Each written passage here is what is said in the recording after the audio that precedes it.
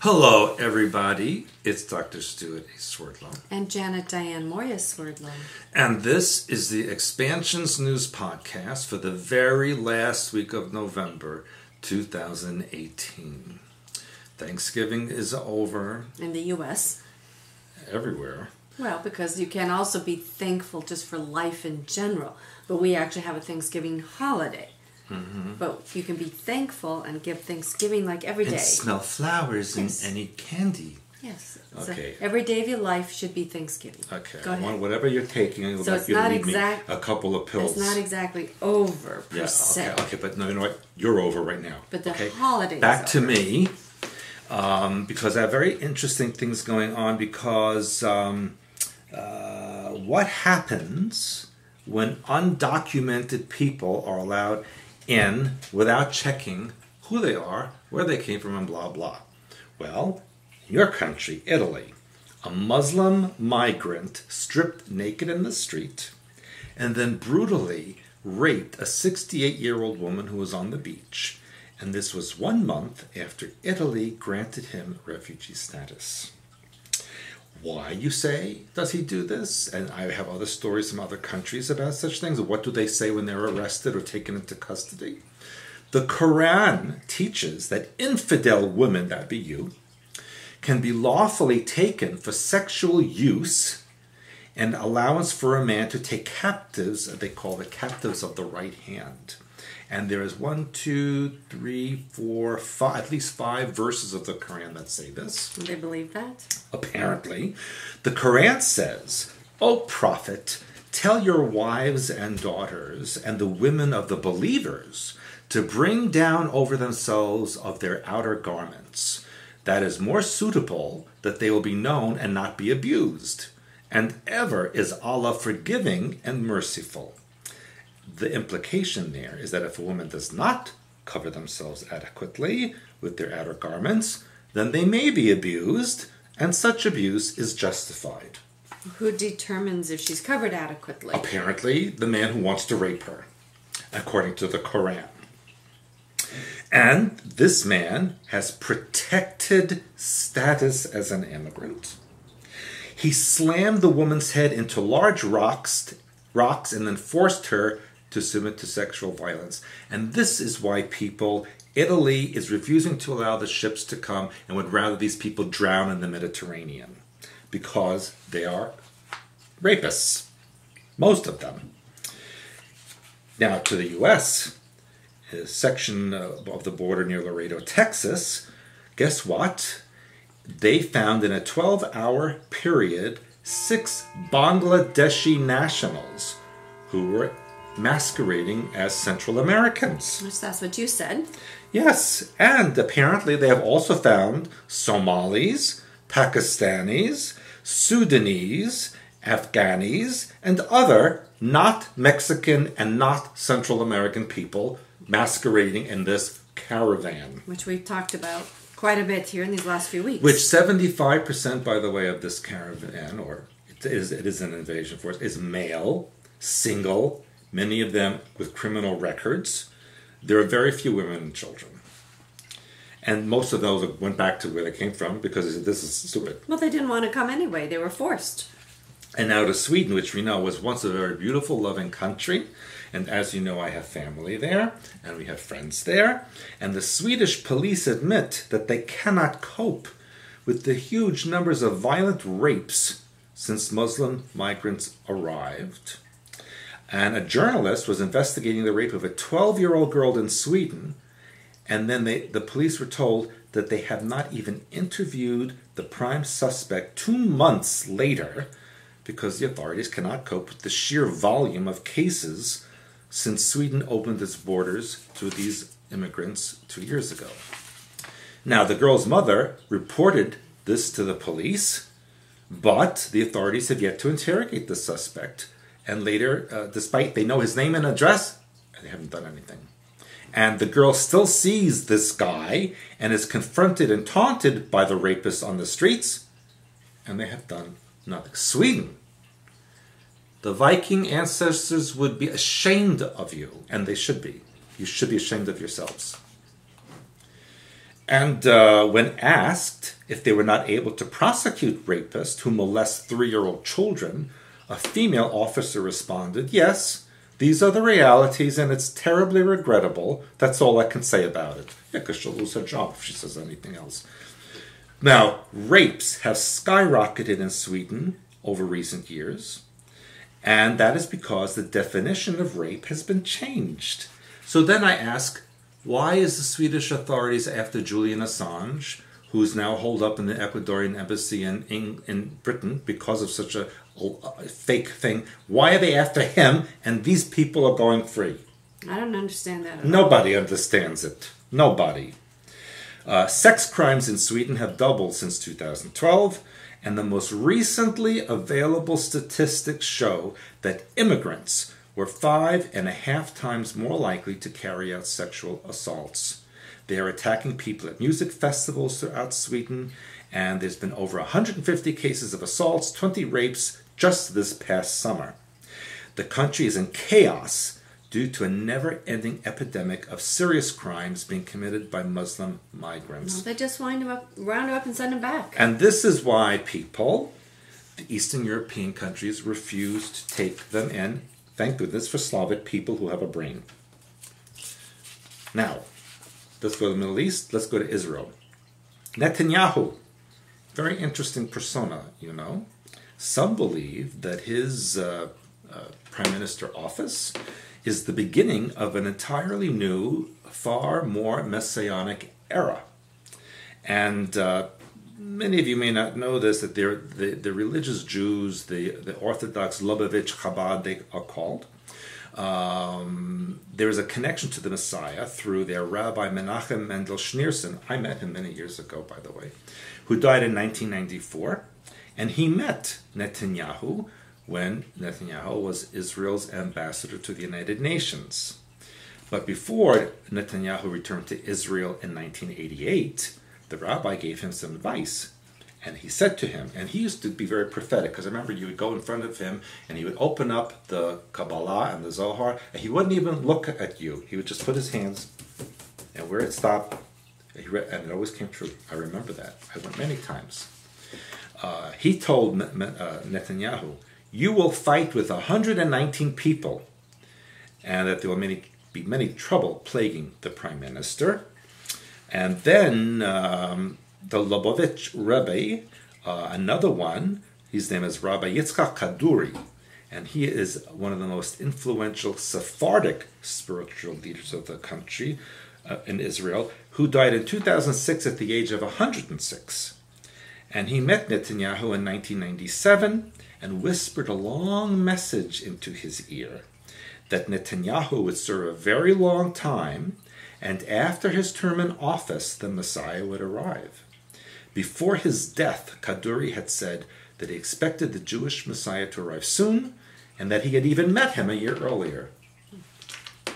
Now, in another story, another rabbi, Levi Sudri, said that there are many parallels between the current Prime Minister Netanyahu and Jonathan, the son of the biblical King Saul. And of course in Hebrew, Jonathan is, where is that? Yehonatan. Yeah, Yehonatan.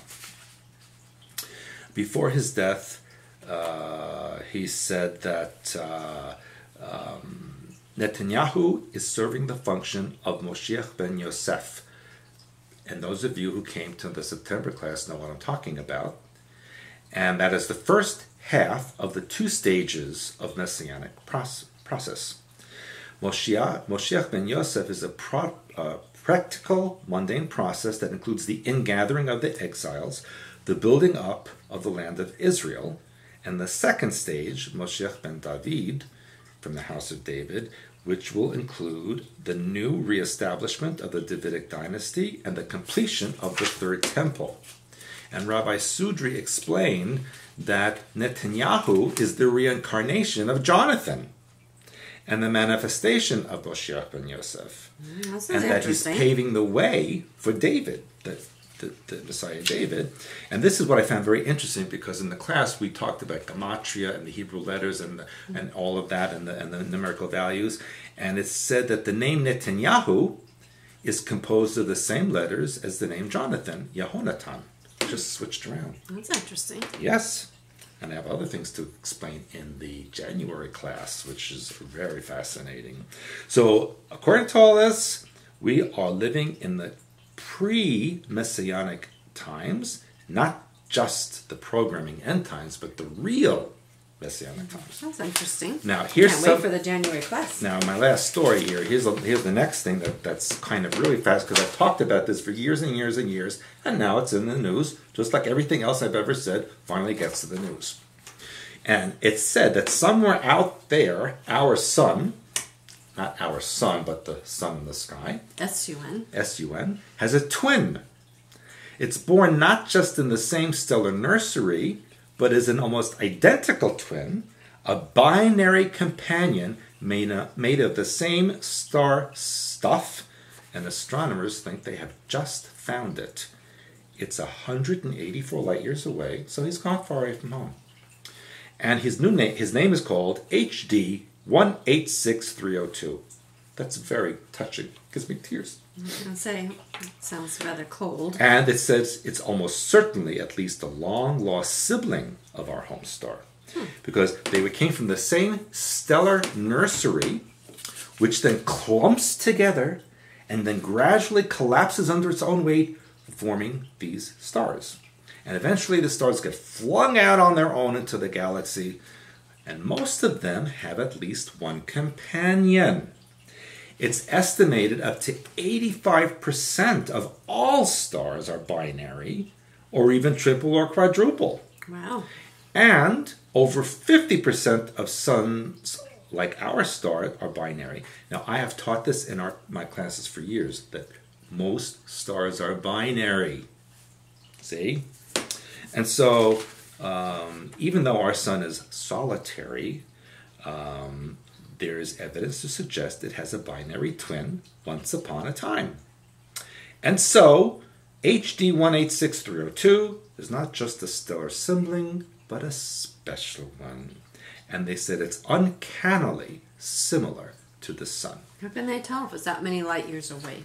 Probably by its facial features, and maybe because it has the same bone structure and that kind of thing. Maybe. It took some little star DNA out of there. Yeah. So, my question is, the star we have, is it the good twin or the evil twin? Which one is it? I'll have to find that one out. So, I just have a couple of stories here. Okay, go ahead. Okay, my first one, and remember I keep telling people to listen for the word demon out there. Right? So here we have a mother of 6. This was in the UK. A mother of 6 was told by a general practitioner physician that she was possessed by demons. That sounds like a diagnosis. And taken to an exorcism as she recovered from a bowel operation. Wait a minute. Her regular doctor told her. She said that, she said she had severe depression and she had issues, so she contacted a surgery in the UK back in 2012.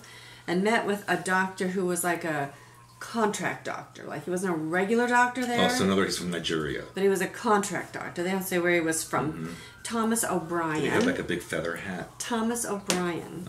Anyway, he claimed, he told her she was possessed. And he suggested, by the devil actually, and took her to... Of course, who else? Yeah, took her to an exorcism. So she said that she was recovering from this bowel surgery. She had chronic back pain, depression, and other mental problems. So he told her this was how he was going to help heal her without medication. Apparently he's a Pentecostal Christian general practitioner, spoke to her in tongues, and then visited her home with religious television shows to indoctrinate her into that. So to get her ready for this exorcism. And that was okay for the UK medical whatever. Well, she went along with it. She said her husband wasn't exactly thrilled about it, but this is not a stupid woman. She was a constable. Well, listen, she's a stupid woman if she did this. Well, she says she doesn't know how she got sucked into it. So she said it was the first thing that she thought about when she woke up and the last thing that she thought about at night. She said it just overcame her practically. So she was programmed. Programmed, mind controlled, whatever you want to call it. Anyway, so she's suing this surgery for £50,000 because the damage only, But the surgery said that they're not liable, and that even if Because the devil did it. I don't know, but even that he wasn't an employee, he was an independent contractor. Anyway, But he still did. I know, under their auspices, I agree with you. Said she attended a religious meeting with Dr. O'Brien where a preacher called Percy told The preacher. a nightmarish tale involving witch doctors and owls. And now she not only suffers from anxiety symptoms, she also added post-traumatic stress disorder and a specific phobia of owls. Phobia of bowels? Owls. Oh, owls. Owls, bowels, same thing. Owls, because he told whatever story he told, I guess, terrified her. So anyway, it's an ongoing case. But my point is here, you know, if you go to a GP, a general physician, and they tell you you're possessed by the devil, I think you need to find another doctor. I think so. So, like we tell you, if you don't take control of your own mind, where's my books? Somebody's going to take control of it for you. So, 13 Cube, True Reality of Sexuality, Basic Deprogramming, but do not let a medical doctor perform an exorcism on you. He was not a medical doctor. He was a Lulu. Apparently. They did take away his license, it sounds like, about in 2015. Oh, it took him that long. Yeah, about 3 years later. They struck him off the medical register in 2015. He did not show up to the court hearings, believe it or not. Because the devil prevented him from getting there. Maybe. Makes I sense don't to know. me. But anyway, it's ongoing, but I just thought, be aware, people. And now this last one is a little longer, but I think it's important. So Okay. this is by, this is actually an editorial by a psychotherapist named Bob Withers from the UK. Again with the UK. Psychotherapist. And he says, in 20 years, we will look back on the rush to change our children's sex as one of the darkest chapters in medicine. So I thought we should not wait 20 years to think that. He is saying it's becoming increasingly challenging to practice because of the laws that are being passed. Yeah. And this is in the UK, but of course, one country does it, everybody follows, as you know. So anyway, I just want to tell you some of these highlights because I think it's important because of what's going on. And what was interesting is one of the YouTube comments was saying about how we're promoting this agenda by talking about it. We're promoting what's happening so you can make a choice to not follow along with this agenda. Speaking of that, that you brought that up, there's a lot of YouTube comments that are really bizarro. Yes. And they say, oh, Stewart is not allowed to say this, and Stewart said this, and he doesn't know this. Really, if you think that, then you should be watching another YouTube channel and not mine. I say what I know to be true. No one stops me from saying anything I want. There could be YouTube, Facebook, Twitter condemnation, but that is an honor. There you go. Anyway, they say that you wouldn't be allowed to speak because they're taking everybody else out. So since you're here, that means that you are false. Oh, I see. No, I'm possessed by the devil. No, I hope not. That would be bad. And they also said, because you interrupt me so much, that probably in a year, that'll be the end of our marriage. I saw that last Well, then I better get that prenup out. Did you sign a prenup? Me? Yeah. Yeah. Or. Well, maybe I signed one. Maybe you signed. Maybe I did. I think so. We should need a post-nup. There you go. Anyway, so moving right along, this psychotherapist, Bob Withers, had some really excellent points that I think that people need to put in their heads and think about this. Because this gentleman is saying that he has been a psychotherapist for more than 30 years, and he has worked with a small but significant number of patients who wish to change gender. However, he believes that surgery, which is irreversible, should only be a last resort, and that we should always begin by working with the mind to help the mind fit better with the body before we start altering the body to fit the mind. But wait, I read a story a few months ago. I think it was a woman who became a man and then went back to being a woman. Yeah. Or something like that. Yeah, so they can well, change things. No, not once the surgery's done. Well, I think once you're a man and you get that part removed, that's pretty much done. Yeah. But if you're a woman and you had things added, that could be taken off again. Yeah, but it's not, usually women have their breasts removed. That can't go back in. No, but they could put implants in. Implants make people sick. And it did. These people are sick. And the breasts have hormones in them that women need. So if you take the breasts off, you are still disrupting a female's hormonal cycle, especially these young teenage girls that are having, and even pre-puberty, they're doing it. This isn't adults that are doing. They were talking children. I know, I've seen that. Children. Anyway, so he said, again, because it's important, you begin by working to help the mind fit better with the body before we start altering the body to fit the mind. He has half a brain. Yeah, he's got more of it than a half a brain. He said that professionals are enabling hundreds, possibly thousands of teenagers to have major surgery to change their gender, and it's being done mostly unchallenged in the name of transgender rights. Right. So, he says we fail to challenge the belief that they were born in the wrong bodies, that some people have autism, mental health problems, and other things, that they're not being allowed to ask those kind of questions. And as a society that we should celebrate gender variance, which means that people have a different mix of male and female within their bodies, and that should be honored versus trying to immediately go in and correct the body. He said that also people have problems such as loneliness. They're isolated. They feel bullied. Again, I mentioned the autistic spectrum disorder.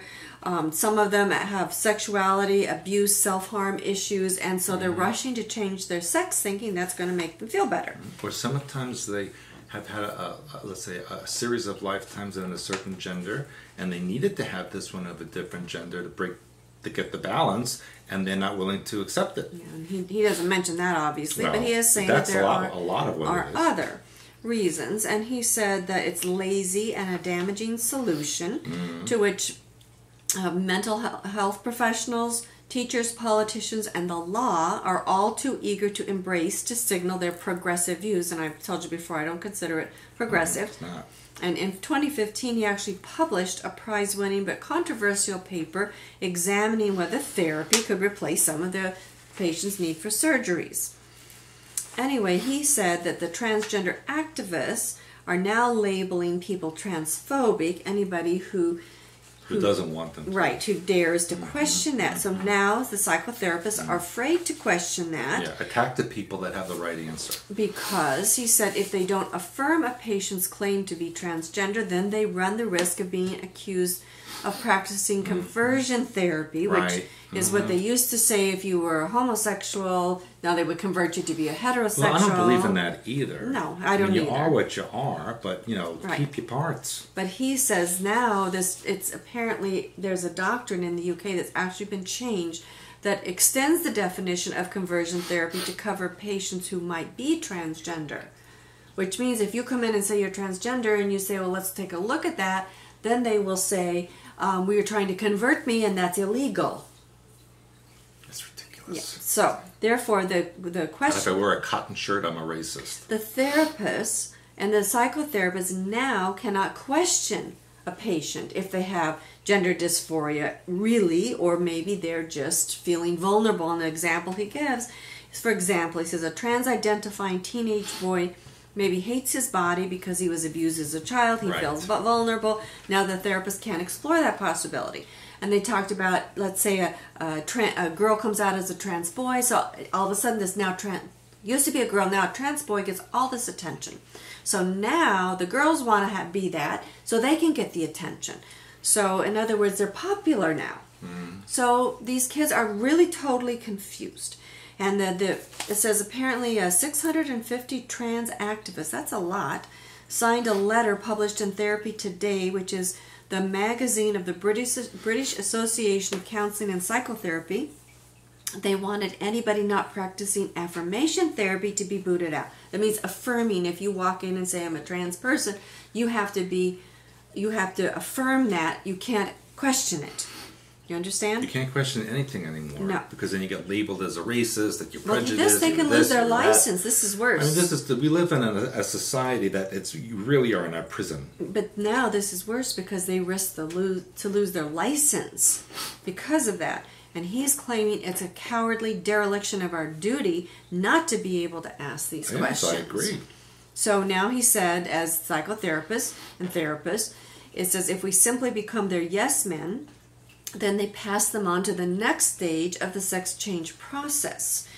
For that, they refer them to the Gender Identity Development Service run by guess who? The Tavistock Institute. Oh my God. And the Portman National Health NHS National Health Service, I think, Foundation Trust in London, which undergo only 6 sessions to assess whether or not they are trans. And no psychotherapy most of the time before they start medical treatment. So these kids then are given puberty blocker drugs. Tavistock is a mind control agency. The kids are given puberty blocker drugs, which halt physical development. They're licensed not for transgender, but they're given it to them anyway, and their safety's not even been determined. So this can destroy their bones, perhaps for life. And then they're also given cross-sex hormones, which means they give testosterone to females, which can increase the risk of ovarian cancer. And this is medically approved. This is medically approved, and that's what he's saying, that he's supposed to be able to help them deal with their mind, but the way the controls are being put into place, he and other people like him cannot. That's why I don't believe in conventional medicine. And he says exactly how many make the full surgical transition to the opposite sex is unclear.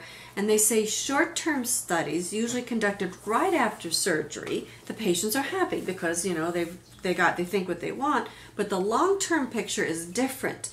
He said that one study, which they actually followed men who had transitioned to be women for 15 to 20 years, showed they had a 20 times higher risk of suicide than others that matched their age, social class, mental health, blah, blah. And even on YouTube, which you mentioned, and I've seen some of them, that some transsexuals are now posting videos warning young people not to go through with the reassignment. The whole point is they're destroying their identity. Yes. They're self-destructive. Yes, it says that nobody tells them it destroys their sex life, warns them it can make them infertile. They might not be happy afterwards. Of course it's going to make them infertile. Because if they're not happy before, this isn't going to make anybody happy. You have to Play the work on record your to the mind end, first. people.